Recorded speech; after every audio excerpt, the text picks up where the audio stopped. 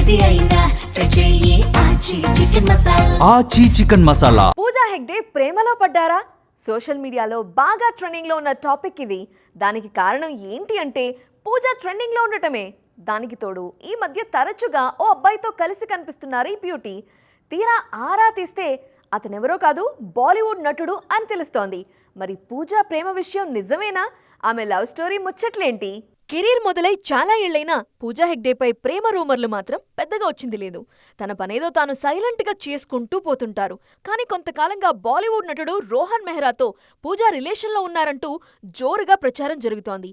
వీళ్ళిద్దరూ కలిసి తరచుగా బయట కనిపిస్తుండడం ఈ ప్రేమ వార్తలకు మరింత బలాన్ని చేకూరుస్తోంది. నిజానికి ఈ జంట ఇప్పటి వరకు ఒక్క సినిమాలో కూడా స్క్రీన్ షేర్ చేసుకోకపోయినా కామన్ ఫ్రెండ్స్ ద్వారా పరిచయం ఏర్పడిందని తెలుస్తోంది. ఆ స్నేహమే ప్రేమగా మారిందని, పెళ్లి వరకు వచ్చేలా ఉందని బాలీవుడ్లో న్యూస్ అయితే బలంగా వినిపిస్తోంది. ఈ లవ్ ట్రాక్ పై ఇటు పూజా గానీ అటు రోహన్ గానీ ఇప్పటి వరకు క్లారిటీ ఇచ్చింది లేదు. 2 ఏళ్ల కింది వరకు ఫుల్ బిజీగా ఉన్న పూజా హెగ్డే కొన్నేళ్లుగా వరుస ఫ్లాపుల్లో ఉన్నారు.